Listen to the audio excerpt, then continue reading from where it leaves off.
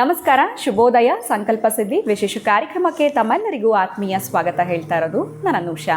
ನೀವು ಕೂಡ ಕುಬೇರ ಸಭೆ ಕಾರ್ಯಕ್ರಮದಲ್ಲಿ ಪಾಲ್ಗೊಳ್ಬೇಕು ಅಂತಂದರೆ ಸ್ಕ್ರೀನ್ ಮೇಲೆ ನಿಮಗೆ ಸಂಖ್ಯೆಗಳು ಬರ್ತಾ ಇದೆ, ಕಾಲ್ ಮಾಡಿ ಆದಷ್ಟು ಬೇಗ ತಮ್ಮ ಹೆಸರನ್ನ ರಿಜಿಸ್ಟರ್ ಮಾಡ್ಕೊಳ್ಳಿ.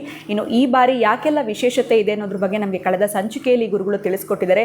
ಹೇಗೆಲ್ಲ ನೀವು ಪ್ರಿಪೇರ್ ಆಗಿ ಬರಬೇಕಾಗತ್ತೆ, ಕುಬೇರನನ್ನು ಹೇಗೆ ನೀವು ಮನೆಗೆ ಕರ್ಕೊಂಡು ಹೋಗಬೇಕಾಗತ್ತೆ, ಪ್ರತಿಯೊಂದು ವಿಚಾರಗಳನ್ನ ಕೂಡ ಈ ಒಂದು ಕುಬೇರ ಸಭೆ ಕಾರ್ಯಕ್ರಮದಲ್ಲಿ ನಿಮಗೆ ಗುರುಗಳು ತಿಳಿಸ್ಕೊಡ್ತಾರೆ.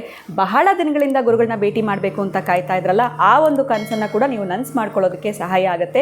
ಈ ಒಂದು ಕುಬೇರ ಸಭೆ ಕಾರ್ಯಕ್ರಮದಲ್ಲಿ ನೀವು ಪಾಲ್ಗೊಳ್ಳಬಹುದು. ಇನ್ನು ಕಾರ್ಯಕ್ರಮದಲ್ಲಿ ನಮ್ಮ ಜೊತೆಲಿದ್ದಾರೆ ಸ್ಪಿರಿಚುವಲ್ ಗುರು ಡಾಕ್ಟರ್ ವಿಷ್ಣುದತ್ತ ಗುರುಜಿಯವರು. ಗುರುಗಳನ್ನ ಕಾರ್ಯಕ್ರಮಕ್ಕೆ ಬರ್ಮಾಡ್ಕೊಳ್ಳೋಣ. ನಮಸ್ತೆ ಗುರುಗಳೇ, ಕಾರ್ಯಕ್ರಮಕ್ಕೆ ಭಕ್ತಿಯ ಸ್ವಾಗತ. ಗುರುಗಳೇ, ಇವತ್ತು ಬಹಳ ವಿಶೇಷವಾಗಿರುವಂಥ ದಿನ. ಯಾವ ಪ್ರಶ್ನೆ ನಿಮ್ಮ ಮುಂದೆ ಇಡಲಿ ಅನ್ನೋದಕ್ಕಿಂತ ಕ್ಯಾಲೆಂಡ್ರಲ್ಲಿ ನನಗೆ ನೋಡ್ತಿರುವಾಗಲೇ ಇವತ್ತು ಭೀಮನ ಅಮಾವಾಸ್ಯೆ. ಸೊ ಎಲ್ಲ ಒಂದು ಸಡಗರ, ಒಂದು ರೀತಿ ಹೆಣ್ಣು ಮಕ್ಕಳಿಗೆ ಅಂತ ಹೇಳ್ಬೋದು, ಗಂಡನ ಪೂಜೆ ಮಾಡುವಂಥದ್ದು, ಕೆಲವ್ರಿಗೊಂದು ಪದ್ಧತಿ ಇರುತ್ತೆ ಅಂತಲೇ ಹೇಳ್ಬೋದು. ಈ ಭೀಮನ ಅಮಾವಾಸ್ಯೆಯ ಆಚರಣೆಯನ್ನು ಹೇಗೆ ಮಾಡಬೇಕು? ಭಾನುವಾರ ಬಂದಿರೋದ್ರಿಂದ ಸ್ವಲ್ಪ ವಿಡಿಯೋ ನೋಡಿದ್ಮೇಲೆ ಕೂಡ ತಿಳ್ಕೊಂಡು ಮಾಡೋದಕ್ಕೆ ನಮ್ಗೆ ಅವಕಾಶ ಇರುತ್ತೆ. ಅದಕ್ಕೆ ಈ ಪ್ರಶ್ನೆ ಕೇಳ್ತಾ ಇದ್ದೀನಿ, ದಯವಿಟ್ಟು ತಿಳಿಸ್ಕೊಡಿ ಗುರುಗಳೇ. ಓಂ ವಿಶ್ವಸ್ಮೈ ನಮಃ. ಪ್ರೀತಿಯ ಬಂಧುಗಳೇ, ನೀವು ಭೀಮನ ಅಮಾವಾಸ್ಯೆ ಅಂದಿದ್ದಕ್ಕೆ ನನಗೆ ಜ್ಞಾಪಕ ಬಂತು. ಮೊನ್ನೆ ಎಲ್ಲೋ ಹೋಗಿದ್ದೆ ನಾನು. ಆ ಕಾರ್ಯಕ್ರಮ ಮುಗಿಸಿ ಬರಬೇಕಾದ್ರೆ ಯಾರೋ ಮಾತಾಡ್ತಾ ಇದ್ದಿದ್ದು, ಇಬ್ಬರು ಕೂತ್ಕೊಂಡು ಮಾತಾಡ್ತಿದ್ರು. ನಾಳೆ ಭೀಮನ ಅಮಾವಾಸ್ಯೆಗೆ ಹೀಗೆ ಮಾಡಬೇಕು, ಹಾಗೆ ಮಾಡಬೇಕು ಅಂತ ಒಬ್ಬಾಕೆ ಹೇಳ್ತಿದ್ದೆ, ಇನ್ನೊಬ್ಬಾಕೆ ಆ ಅಯ್ಯಪ್ಪನಿಗೆ ಪಾದ ಪೂಜೆ ಬೇರೆ ಮಾಡ್ತಾರೆ ಅಂತ ಜರಿತಿದ್ರು. ಗೊತ್ತಿಲ್ಲ, ಇದು ಕೆಲವೊಂದು ಕಡೆ ಇದೆ, ಕೆಲವು ಕಡೆ ಇಲ್ಲ. ಅಂದರೆ ನಾನೇನು ಹೇಳ್ತೀನಿ ಅಂತಂದರೆ, ಗಂಡನಿಗೆ ಪಾದ ಪೂಜೆ ಮಾಡಬೇಕು ಅಂತಂದರೆ ಗಂಡ ಕೂಡ ಹಾಗೇ ಇರಬೇಕು. ತುಂಬ ಗೋಳೊಯ್ಕೊಂಡು ಅಂದ್ರೆ ನೋಡಿ, ಅಮ್ಮನಿಗೆ ಎಷ್ಟು ಬೇಸರ ಆಗಿರಬೇಕು. ಓಹೋ, ಈ ಅಪ್ಪನಿಗೆ ಪಾದ ಪೂಜೆ ಬೇರೆ ಮಾಡ್ತಾರೆ ಇವನ ಮುಖಕ್ಕೆ ಅಂತಂದ ಕಥೆ ಏನು ಅಂದರೆ, ಅಷ್ಟು ಬೇಸರ ಆಗಿದ್ದು ಎಲ್ಲಿಂದ ಪೂಜೆ ಮಾಡೋದು? ಇನ್ನು ಮುಖಕ್ಕೆ ಮಂಗಳಾರತಿ ಮಾಡಬೇಕು ಅಷ್ಟೇ, ಅವರು ಪಾದ ಪೂಜೆ ಮಾಡಲ್ಲ. ಹಾಗಾಗಿ ಪಾದ ಪೂಜೆಗೆ ಬಹಳ ಒತ್ತು ಕೊಟ್ಟಿದ್ದಾನೆ, ಬಹಳ ವಿಶೇಷತೆ ಕೊಟ್ಟಿದ್ದಾನೆ. ಅದೇ ಮಾತಾಡ್ಲಿಕ್ಕೆ ಹೊರಟ್ರೆ ತಲೆನೋವೇನಂತಂದರೆ, 1-2 ತಾಸು ಮಾತಾಡ್ಬೋದು. ಮಾತಾಡೋದು ಬಾಯಿ ಆದರೆ, ಆಶೀರ್ವಾದ ಮಾಡೋದು ಕೈಗಳಾದರೆ ಎಲ್ಲರೂ ಜನ ಪಾದಕ್ಕೆ ನಮಸ್ಕಾರ ಮಾಡ್ತಾರೆ. ಏನು ಕಥೆ ಇದು, ಏನು ಕಥೆ ಇದು? ಅಲ್ಲ, ಮಾತಾಡಿದ ಬಾಯಿ ಕಣಯ್ಯ, ನೀವು ಬಾಯಿಗೆ ಒಂದು ನಮಸ್ಕಾರ ಹೆಂಗೆ ಬಾಯಿ ಮುಟ್ಟು ನಮಸ್ಕಾರ ಮಾಡೋದಾಗಂತೇಳಿ, ತಲೆ ಆಶೀರ್ವಾದ, ಕೈ ಆಶೀರ್ವಾದ ಮಾಡಿದ್ದಲ್ವಾ, ಇದಕ್ಕೂ ಮಾಡಲ್ಲ, ಸೈಲೆಂಟಾಗಿದೆ ಪಾದ, ಅದಕ್ಕೆಲ್ಲರೂ ಬಂದು ಮುಗಿತಾರೆ. ಇದು ನಾನೊಂದು 3 ತಾಸು ಮಾತಾಡ್ಬೋದೇನೋ ಬಹುಶಃ ವಿಷಯ ಅಂತ ಹೊರಟ್ರೆ. ಹಾಗೆ ನನಗೆ ಅದು ಯಾಕೋ ಜಾಯಿಂಟ್ ಆಗ್ತಾವವು. ಈಗ ನೀವು ಕೇಳಿದ ಪ್ರಶ್ನೆ ಮಾತ್ರ ಮಾತಾಡ್ತೀನಿ. ಭೀಮನ ಅಮಾವಾಸ್ಯೆ ಕೆಲವು ಪ್ರಾಂತ್ಯಗಳಲ್ಲಿ ಮಾತ್ರ ಇದೆ.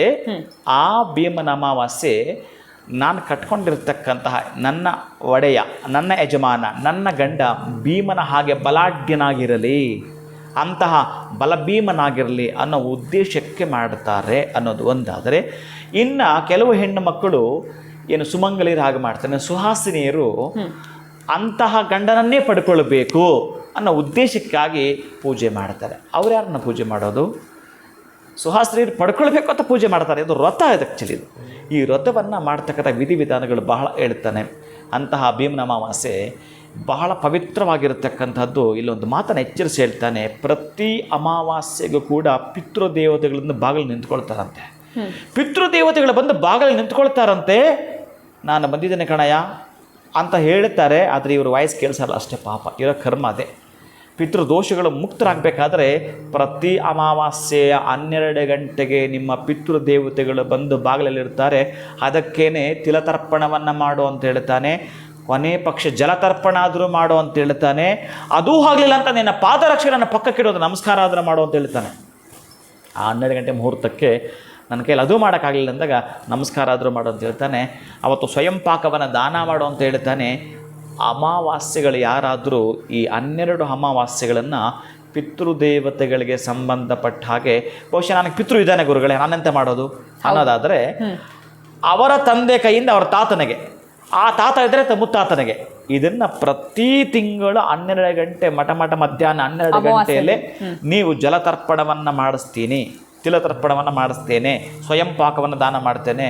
ನಾನು ಕೆಲವೊಂದು ಸಲ ಇದನ್ನು ಕೂತ್ಕೊಂಡು ನನ್ನ ಜೊತೆ ಇರ್ತಕ್ಕಂಥವರೆಲ್ಲ ಕೂಡ ಮಾತಾಡಬೇಕಾದ ಒಂದು ಸಬ್ಜೆಕ್ಟ್ ಅಂತ ತಗೊಳ್ಳುವಾಗ ಇದು ನಾನು ಕೆಲವು ಹೇಳ್ತಿದ್ದೆ. ನನ್ನ ಜೊತೆಯಲ್ಲಿ ಬರ್ತಿರೋರಿಗೆ ಇವತ್ತೂ ಕೂಡ ಕೆಲವರು ಅದನ್ನು ಚಾಚು ತಪ್ಪದೇ ಮಾಡ್ತಾ ಇದ್ದಾರೆ. ಅಂದರೆ ಎಲ್ಲಿರ್ತಾರೋ ಆ ಬ್ರಾಹ್ಮಣರು ಅದನ್ನು ತಗೊಳ್ತಕ್ಕಂಥ ಸ್ವಯಂ ಪಾಕ ಅಂತಂದರೆ ತರಕಾರಿಗಳು, ನಾವು ಊಟ ಮಾಡ್ತಕ್ಕಂಥ ಪದಾರ್ಥಗಳು ತಗೊಂಡು ಕೊಟ್ಟು ಬರ್ತಾರೆ. ಗೊತ್ತಿಲ್ಲ ಅವರು ಪಾಪ మీరు చెప్పಾరు ಗುರುಗಾರ ಮೇಲೆ చేశాము ಅಂತೇಳಿ ಎಷ್ಟೋ ಜನ ಹೇಳ್ತಿರ್ತಾರೆ.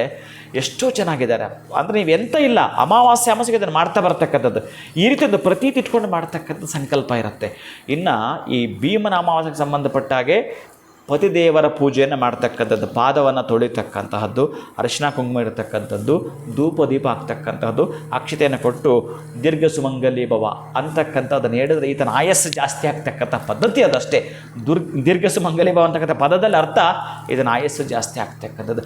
ಆಕೆ ಮಾಡಿದಾಗ ಎಲ್ಲೋ ಒಂದು ಕಡೆ ಏನಾಗುತ್ತೆ ಅಂತಂದರೆ ಮನಸ್ಸುಗಳು ಎರಡೂ ಕೂಡ ಒಂದಾಗ್ತವಂತೆ. ಎಂತಹ ಮತ್ಸರಗಳಿದ್ದರೂ ಕೂಡ ಅಬ್ಬಾ ಏನೋಪ್ಪ ನನಗೆ ಇವತ್ತು ಪಾದ ಪೂಜೆ ಮಾಡಿ ಆ ಥರ ಕೆಲವೊಂದು ಕಡೆ ಕರುಣೆ ಬರುತ್ತಂತೆ. ನನ್ನನ್ನು ಈ ಭಾವನೆಯಲ್ಲಿ ನೋಡ್ತಾ ಇದ್ದಾಳೆ ಅನ್ನೋದು ಕೂಡ ಖುಷಿ ಆಗ್ತಕ್ಕಂತಹದ್ದು. ಒಟ್ಟಾರೆ ಈ ಸನ್ಮಿತ್ರರು ಇರ್ತಾರಲ್ಲ, ಹಾಗೆ ಸದ್ಭಾವನೆಗಳು ಇಬ್ಬರಲ್ಲೂ ಕೂಡ ಮೂಡತಕ್ಕಂಥದಕ್ಕಾಗಿ ಭೀಮ ಬಲವನ್ನು ಪಡೆದುಕೊಳ್ಳಲಿಕ್ಕಾಗಿ ನಿಮ್ಮ ಕುಟುಂಬಕ್ಕೆ ಭೀಮ ಬಲ ಬರಲಿಕ್ಕೆ ಈ ವ್ರತವನ್ನು ಮಾಡುತ್ತಾರೆ. ವ್ರತದ ಮಹಿಮೆಯನ್ನು ನೀವು 2ರಿಂದ 3 ತಾಸು ಆಗುತ್ತೆ. ಯಾರ ಕೈಲಾದರೂ ಮಾಡಿಸ್ಬೋದು. ಆ ಒಂದು ವಿಶೇಷವಾಗಿ ಈ ವ್ರತವನ್ನು, ಭೀಮನ ಅಮಾವಾಸ್ಯೆ ವ್ರತವನ್ನು, ಆ ಕಥೆಯನ್ನು ನೀವು ಕೇಳೋದಾದರೆ ಅಷ್ಟು ಉದ್ದ ಇದೆ, ಅಷ್ಟೊಂದು ಅದ್ಭುತವಾಗಿದೆ. ಯಾರೆಲ್ಲ ಕೂಡ ಮಾಡಿದ್ರು ಅಂತಕ್ಕಂಥದ್ದು ಪುರಾಣೋಕ್ತವಾಗಿರ್ತಕ್ಕಂತಹ ಕಥೆಗಳು. ನಮ್ಮ ಪುರಾಣ ಕೇವಲ 10 ನಿಮಿಷ ಆದ್ದರಿಂದ ನಾನು ಎಲ್ಲಿ ನಿಮಗೆ 1 ತಾಸು ಎಳೆಯೋದು. ಅದಕ್ಕಾಗಿ ವಿಶೇಷವಾಗಿ ನೀವು ಮಾಡ್ಕೊಳ್ಬೇಕಾಗಿರ್ತಕ್ಕಂಥದ್ದು ಪತಿದೇವರನ್ನು ಸ್ಮರಣೆ ಮಾಡ್ತಕ್ಕಂಥದ್ದು. ಅದರಲ್ಲೂ ಕೂಡ ಬೆಳಗ್ಗೆ, ಮಧ್ಯಾಹ್ನ, ಸಾಯಂಕಾಲ 3 ಸಂದರ್ಭದಲ್ಲೂ ಕೂಡ ನೀವು ಮಾಡಿಕೊಳ್ಳಬಹುದು. ಯಾವುದಾದ್ರು ಒಂದು ಸಮಯ, ಆಮೇಲೆ 3 ಸಮಯ ಕರೆದು ಮಾಡಿದ್ರೆ ಅಷ್ಟೇ ಕಷ್ಟ ಆಗುತ್ತೆ. ಹಾಗೆ ಮಾಡದೆ ಭೀಮನಿಗೆ ಸಂಬಂಧಪಟ್ಟಾಗೆ ಆರೋಗ್ಯವಾಗಿ ಸದೃಢ ಕಾಯನಾಗಿ ಇರಬೇಕು ಅಂತಕ್ಕಂತಹದ್ದು ಒಂದಾದರೆ, ಇನ್ನು ಬರತಕ್ಕಂತಹದ್ದು ಕೂಡ ಅಂಥವ್ರು ಇರಲಿ ಅನ್ನೋ ಒಂದು ಉದ್ದೇಶಕ್ಕಾಗಿ ಮಾಡ್ತಕ್ಕಂಥ ಈ ಒಂದು ಭೀಮನ ಅಮಾವಾಸ್ಯೆ ವಿಶೇಷವಾಗಿ. ಜೊತೆಗೆ ಇದನ್ನೆಲ್ಲ ಮಾಡಿ ಆದಮೇಲೆ ಮಕ್ಕಳಿಗೆ ತಿಂಡಿಯನ್ನು ಕೊಡೋದು, ವೃದ್ಧರಿಗೆ ಅವರು ತಿಂತಕ್ಕಂಥ ಪದಾರ್ಥವನ್ನು ಕೊಡುವಂಥದ್ದು, ಬಹಳ ಮುಖ್ಯವಾಗಿ ಎಳ್ಳನ್ನು ಈ ದಿನ ದಾನ ಮಾಡುವಂಥದ್ದು. ಎಳ್ಳನ್ನು ದಾನ ಮಾಡ್ತಕ್ಕಂಥದ್ದು. ಆಮೇಲೆ ಸ್ವಯಂ ಪಾಕ ನಾನು ಹೇಳಿದ್ದೀನಿ, ಈಗ ತರಕಾರಿಗಳದನ್ನು ದಾನ ಮಾಡ್ತಕ್ಕಂಥದ್ದು. ಯಾರಿಗಾದರೂ ಈ ಒಂದು ಬೇಳೆಕಾಳುಗಳು, ಈ ತರಹದ ಪದಾರ್ಥಗಳನ್ನ, ದವಸ ಧಾನ್ಯಗಳು ತೆಗೆದುಕೊಳ್ಳಲಿಕ್ಕೆ ಶಕ್ತಿ ಇರೋದಿಲ್ಲ, ಅಂಥವರಿಗೆ ತೆಗೆದುಕೊಳ್ಳಕ್ಕೆ ಶಕ್ತಿ ಇರೋದಿಲ್ಲ. ನೀವು ಅಂಥವ್ರಿಗೆ ದಾನ ಮಾಡಿದ್ರೆ ಅವ್ರು ಊಟ ಮಾಡುವಾಗ ನೀವು ಕಾಣಿಸ್ತೀರಿ, ನಿಮ್ಮ ಮನೆಯಲ್ಲಿ ಧನಧಾನ್ಯ ಅಭಿವೃದ್ಧಿ ಆಗುತ್ತೆ. ಅಂದರೆ ಎಲ್ಲದರಲ್ಲೂ ಕೂಡ ಬಲವನ್ನು ನಾವು ತುಂಬಿಕೊಡ್ತೀವಿ ಅಂತ. ಆರೋಗ್ಯದಲ್ಲಿ ಬಲವನ್ನು, ಆಯುಷ್ಯದಲ್ಲಿ ಬಲವನ್ನು ಪಡ್ಕೊಳ್ತೀವಿ. ಈ ಒಂದು ವಿಶೇಷವಾಗಿರತಕ್ಕಂತಹ ಭೀಮನ ಅಮಾವಾಸ್ಯೆ ಈ ರೀತಿ ಆಚರಣೆ ಮಾಡೋದ್ರಿಂದ.